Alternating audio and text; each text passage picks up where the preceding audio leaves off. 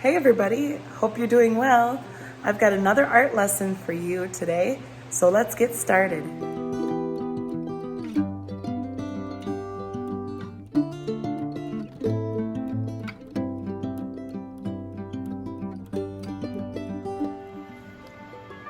All right, so we're going to be starting here with a picture.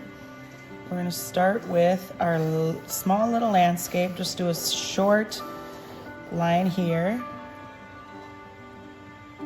And then we're going to do a circle. Actually, no, sorry, we're going to make a hill, kind of like that. I'm going to show you how to shade. All right, so you're going to kind of make an oval like that. This will be a really basic shading. And then we're going to do a little door opening over here. And then we're going to draw a circle here. You can tell what this is already. Probably it is going to be the empty tomb for Easter, for where Jesus was laid and he rose again. So we're just making, it's just going to be a basic illustration. So we're going to shade in the stone here. We're going to imagine that, let's see, which direction are we going to imagine? We're going to imagine the sun is coming from this direction. So we're going to make a sun up here. Let's see if you can see that. This is where our sun will be. We'll add some clouds and stuff. Because I imagine that day it was very sunny. Because on the crucifixion, you know, it talks about in the Bible how there was the storms. But I imagine that, I think that it was nice and well, especially from the angels, that there was a bright sunlight on the day of resurrection. So we're going to add in some shadows here. You can do some cross hatching like this. So you do one direction like this all the way up. We're going to do one direction this way, and then towards the edge we're going to come back and do an opposite direction. That's what cross hatching is. Cross hatching is going back and forth. All right. Then you can fill in a little bit more if you want to add in some more like that. But since there's the sun here, it's coming down. So the dark will be obviously opposite, but then also it'll be the darkest inside here away from the sun. So the sun's coming, beating down. This doorway is going to block a lot of that sun. So it'll be really dark up here. But then it'll get slowly lighter down here because then the sun will start peeking in towards the bottom. So we're going to shade this in.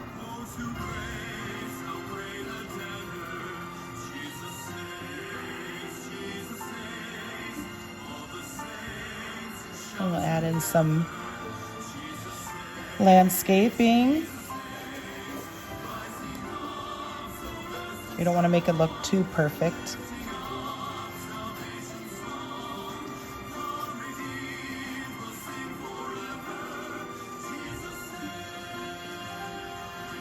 Maybe make it kind of bumpy because it's, you know, it's like a rock. And the stone especially is kind of bumpy. You don't want to make it look like it's too perfect.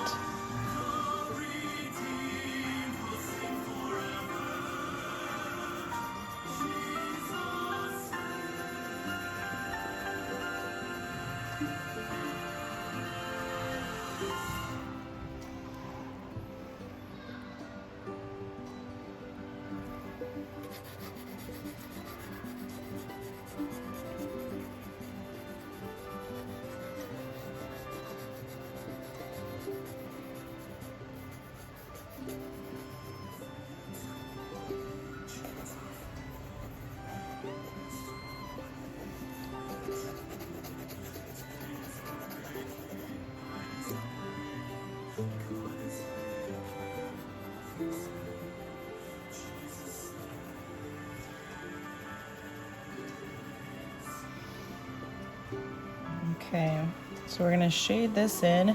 Then let's go back and work on some of these clouds, because shading is tricky with clouds too, because you don't want to do a whole lot. You can blend a little bit with your finger, but you really don't want to, because then your fingers get all messy.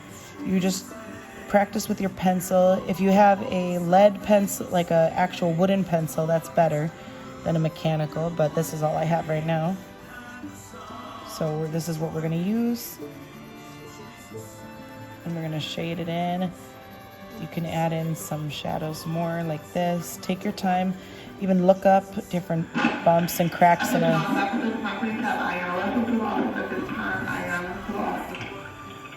You're gonna look up different ways that rocks look. Sometimes they're jagged, so you can do some like jagged bumps. Or sometimes they might even have a big crevice, so you can kind of give the idea of that. And if it's darker too, then you just do real lightly. You don't like scratch all over it, but we're just gonna lightly cover over it like this. Just a real light. And then you don't want to do it so much so you see these lines. You want to even go lighter so you don't really see these lines, and kind of blend it. Because that's gonna look really bad in the end if you just have all these scratch lines and it looks like you scribbled. You want to blend it. And rather than using your finger to blend, you really want to use your pencil to blend, just like this. So this is just a basic idea here. All right, we're going to look at the clouds here now. We're going to go back to the clouds. I did this one here really fast, and obviously that looks terrible. So I'm going to erase it. I'm going to go back in, especially this part. I don't know what I was doing there. That's okay, I can work with that. But at least this part, I'm going to make it a little bit more flat, because if you've ever noticed clouds, most of the time, since we are underneath the clouds, they kind of look flat on the bottom. Sometimes they can be different odd shapes, but usually when you're looking underneath them, they're flat on the bottom. All right, so we're gonna do some real fluffy ones like this. We're gonna do some real fluffy ones just like that, and we'll keep going, okay?